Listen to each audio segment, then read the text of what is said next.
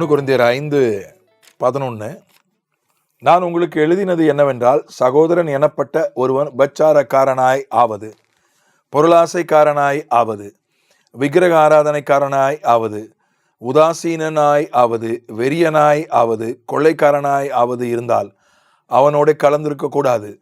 அப்படிப்பட்டவனோட கூட புசிக்கவும் கூடாது. ஒருத்தன் சகோதரன் நான் ரட்சிக்கப்பட்டுட்டேன்னு சொல்கிறான், விசுவாசின்னு சொல்கிறான், ஊழியக்காரன்னு சொல்கிறான். ஆனால் அவன் பாலியல் பாவத்தில் இருக்கான், அல்லது பணம் அலைகிறான், அல்லது விக்கிரக ஆராதனை பண்ணுறான், அல்லது உதாசீனனாக இருக்கிறான், அல்லது வெறியனாக இருக்கிறான், அல்லது கொள்ளையடிக்கிறான். அப்படிப்பட்டவன் கூட சேராத. ரட்சிக்கப்படாதவன் இப்படியெல்லாம் பண்ணால் அவன் கூட நீ தேவையான அளவுக்கு பழகலாம். ரட்சிக்கப்பட்டவன் இப்படியெல்லாம் செஞ்சானா அவங்க கூட சேராத, அவங்க கூட சாப்பிடக்கூட செய்யாத. சில பொது இடங்களில் நம்ம சாப்பிட்றது அது ஒன்றும் செய்ய முடியாது. ஒரு உணவு விடுதிக்கு போகிறோம், ஹோட்டலுக்கு போகிறோம், அங்கே இருக்கிறவன் யாருன்னு நமக்கு தெரியாது, அது பொது இடம், அதை நம்ம சாப்பிட்டுட்டு வந்துடலாம். ஆனால் ஒருத்தர் நம்மளை விருந்துக்கு கூப்பிட்றான், விசுவாசின்ற பேரில், ஊழியக்காரன்ற பேரில் இந்த மாதிரி அட்டூழியெல்லாம் பண்ணுறான், நம்மளை சாப்பிட கூப்பிட்டானா அங்கே போகக்கூடாது, அல்லது அவனை நம்ம சாப்பிட கூப்பிடக்கூடாது. ஒரு திருமணம் போன்ற பொதுவான விஷயங்கள் அது வேறு, அது எல்லாரையும் தான் கூப்பிட்டு ஆகணும். ஒரு பொதுவான விஷயம், அதுக்கு எல்லாத்தையும் தான் கூப்பிட்டு ஆகணும். நம்மளும் அவங்க வீட்டு கல்யாணம், அவங்க சொந்தக்காரனாக இருக்கிறான், இப்படிப்பட்டவன் ஒரு சொந்தக்காரனாக இருக்கிறான், இப்படிப்பட்டவன் ஒரு நண்பனாக இருக்கிறான், அவனுடைய நல்லது கெட்டதுக்கு நம்மளை கூப்பிடுறாங்க, அதெல்லாம் நம்ம போக தான் செய்யணும்.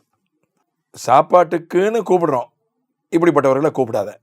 அல்லது ஒன்றை சாப்பாட்டுக்குன்னு கூப்பிடுறாங்க, நீ போகாத, இப்படிப்பட்டவர்கள் சாப்பிட கூப்பிட்டா போகாத. பொதுவாக எல்லாம் வரக்கூடிய இடத்துக்கு அதுக்கு இது பொருந்தாது. நமக்கு சரியான ஒரு புரிந்து கொள்ளுதல் வேணும், இல்லைனா பெரிய குழப்பம் வந்துடும், இல்லைனா நம்ம ஒரு மாதிரி ட்ரைபலைஸ் ஆகிடுவோம், ஒரு மாதிரி நம்ம எல்லாரையும் விட்டு ஒதுங்கி ஒரு மாதிரி ஆதிவாசி காட்டுவாசி மாதிரி ஆகிடுவோம்.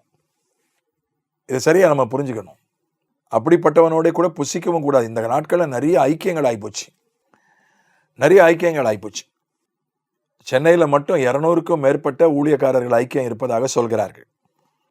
அதில் பல ஐக்கியங்கள் ஏதோ கூடுவது, ஒரு சாப்பிடுவது, களைவது என்பது தான் பல ஐக்கியங்கள். எல்லா ஐக்கியங்களையும் சொல்லலை. ஏன்னா அவங்க ஐக்கியங்கள்லாம் எப்படி ஒரு முறை வச்சுருக்காங்கன்னா, யார் அந்த ஐக்கியத்திற்கான போக்குவரத்து செலவு, சாப்பாடு செலவு கொடுக்குறாங்களோ அவங்க தான் பிரசங்கியார். 50 பேர் வராங்கன்னா 50 பேருக்கு சாப்பாடு செலவு, அந்த 50 பேருக்கு பெட்ரோல் 100 ரூபாய் 200 ரூபாயை கவரில் போட்டு கொடுப்பாங்க. அந்த 50 பேருக்கும் இந்த 2 செலவையும் ஏற்கிறவர்கள் தான் பிரசங்கியாராய் அழைக்கப்படுவார்கள். காசு கொடுத்து பிரசங்கம் பண்ணுறவன் எப்படி இருப்பான்? அவன் பிரசங்கத்தில் ஒன்றும் பெருசாக விசேஷம் ஒன்றும் இருக்காது, ஒரு சத்து இருக்காது, ஒரு பிரயோஜனம் இருக்காது, ஒரு ருசி இருக்காது, ஒரு சத்து இருக்காது, ஒரு பிரயோஜனம் இருக்காது. கூடுறாங்க, சாப்பிட்றாங்க, களையிறாங்க. அது மாதிரி ஐக்கியங்கள் நிறையா ஆகிப்போச்சு. விசுவாசிகளின் ஐக்கியமாக ஆகிப்போச்சு, ஊழியக்காரர்கள் ஐக்கியமாக ஆகிப்போச்சு. அப்படிப்பட்ட ஐக்கியங்களுக்கு போகும்போது நாம் எப்படிப்பட்டவர்களோடு ஐக்கியம் வைக்கிறோன்னு நம்ம கவனமாக இருக்கணும்.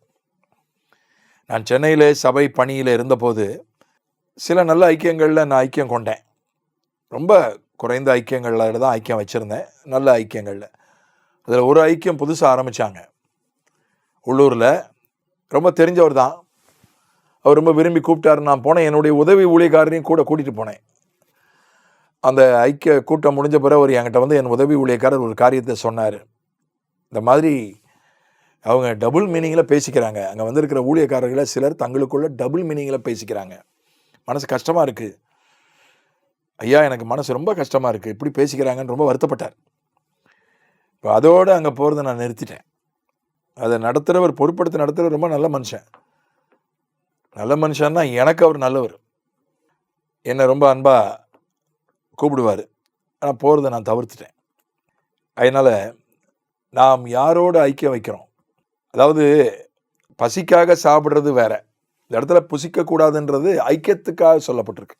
ஐக்கியத்துக்காகவே ஒருத்தரோடு சேர்ந்து சாப்பிட்றதுன்னு சில விஷயங்கள் இருக்குது, சில சூழ்நிலைகள் இருக்குது. பசியில் போய் ஹோட்டலில் சாப்பிட்றோம், அது ஐக்கியம் கிடையாது. ஒரு கல்யாண வீட்டுக்கு போகிறோம், ஒரு நல்லது கெட்டதுக்கு போய் சாப்பிட்றோம், அது சமூக நிகழ்வு, அது ஐக்கியம் கிடையாது.